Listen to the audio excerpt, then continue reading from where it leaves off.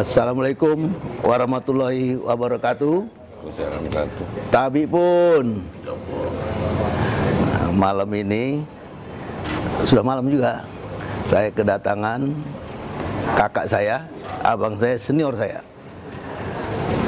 Ketua Dewan Perwakilan Rakyat Daerah Provinsi Lampung, yaitu Bang Ningrum Gumai, SHMH.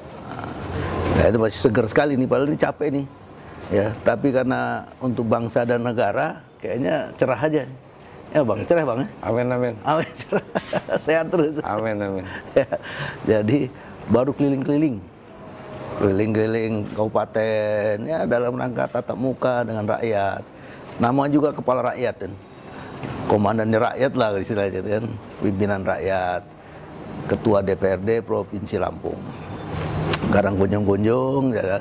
Nah, dan ini pertama kali beliau datang, dan ini juga belum lama ini TV ini baru kita buat untuk pejabat-pejabat gitu kan.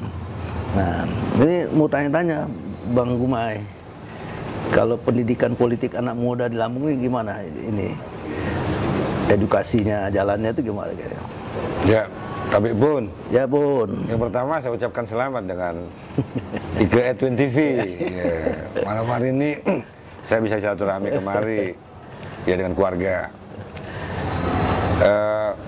Temat saya sebenarnya pendidikan politik ini kan tidak selalu dia harus diawali dari kampus, dari sekolahan, tapi juga kita mulai dari rumah kita dan lingkungan kita. Ya, pada prinsipnya bahwa negara ini, gitu, bangsa ini dan masyarakat ini, tentunya alih kepemimpinan ke depan itu tumpuannya pada generasi muda. Ya. Jadi negara ini akan kokoh kok apabila memang generasi mudanya itu paham akan sejarah pergerakan bangsanya. Kita belajar dari Yugoslavia. Yugoslavia itu ketika Tito mendirikan negara itu juga di eranya Bung Karno juga sebagai Presiden Indonesia pada waktu itu. Dan kita akui di belahan dunia ini Yugoslavia itu negara yang terkuat. Ya.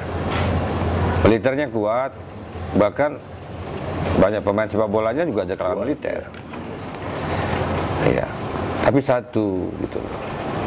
Pada akhirnya Yugoslavia itu hilang dari peta dunia menjadi 7 negara, Kosovo, Bosnia, Serbia, dan lain-lain.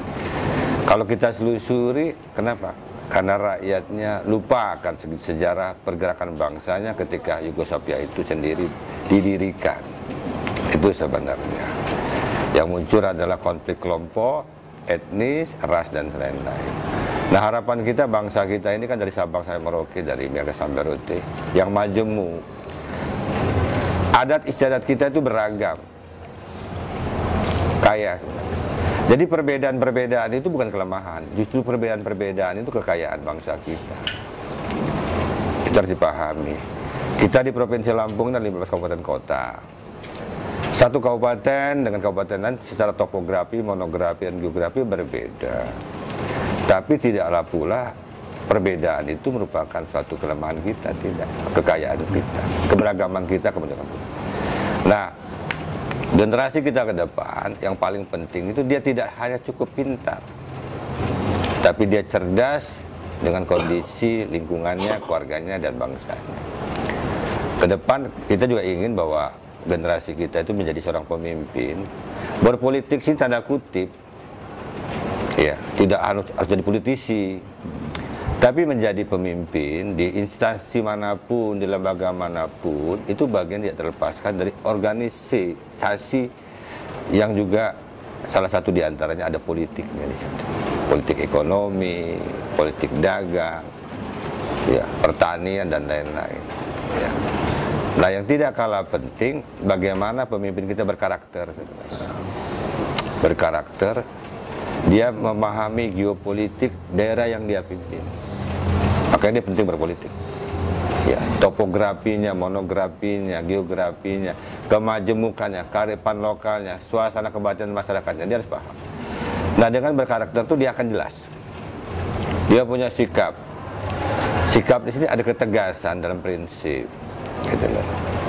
Nah, kita menginginkan bahwa generasi kita ke depan ini sebagai generasi penerus bangsa ini yang menggantikan kami lah di sini, ya juga memang punya karakter yang kuat, khususnya juga di Provinsi Lampung. Jadi menurut hemat saya sih gitu, Bang. Ini apa politikus senior di Lampung nih. Jadi kalau ngelihat sejarah Bang Gumai, kenapa sih kok mau jadi politikus ini? Ini sebenarnya Nero bisa punya cerita dikit. Saya dari mahasiswa memang aktivis, gitu Bang Edwin. Jadi saya politisi, kemudian saya dari aktivis mahasiswa GMNI pada waktu itu, dari mahasiswa ya. GMNI itu dibentuk oleh Soekarno. Dulu di era-era dulu memang sejarahnya dia sebagai think tanknya PNI. Iya. Nah pertanyaannya kenapa kok saya ini orang Sumatera memilih organisasi itu kan gitu loh. Saya melihat bahwa pertama di organisasi itu tidak membedakan suku, ras, dan agama. Menempatkan ideologi negara ini dalam bentuk Pancasila. Menempatkan konstitusi negara Undang-Undang 45 di depannya. Menempatkan bentuk negara NKRI dan kebenekaan Tunggal Ika. Itu alasan saya pertama sebagai aktivis. Kemudian berjalan saya sebagai lawyer. Ya, sebagai lawyer dulu yang banyak mengadvokasi kasus-kasus vertikal antara konflik misalnya pelaku usaha dengan rakyat misalnya, atau ada kebijakan negara terhadap rakyat ya. Jadi prinsipnya bukan menang kalah, paling tidak saya sudah berusaha dengan masyarakat ya, membawa ini ke ranah hukum, jadi tidak bermain hakim sendiri. Nah menang kalah urusan peradilan itu. Nah pada suatu ketika bahwa terjadi era pemerintahan ini yang berubah ya, kebetulan memang saya di PDI Perjuangan, dulu saya membela kasus Kongres Medan yang untuk di Lampung.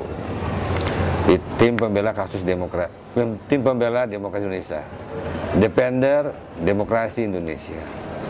Iya, pada waktu itu ketika terjadi pelengseran terhadap Ibu Megawati oleh Suryadi. Jadi itu awalnya Bang. Ya. Sebagai anak muda disuruh senior-senior gitu kan, mendeklarasikan PDI Perjuangan di Lampung, dan saya banyak belajar dengan senior-senior. Juga banyak belajar juga dengan lain-lain. Nah, ini menarik nih ya, menarik perjalanan dari muda, kemudian aktivis mahasiswa, terus ikut perjuangan partai. Nah, sekarang tadi menarik nih, kata-kata berkarakter nih. Nah, gimana nih dijadikan ini sekali dengan karakter nih? Gini Bang, kalau seorang pemimpin tidak paham tentang geopolitik, artinya satu organisasi atau daerah dipimpinnya, ini bahaya.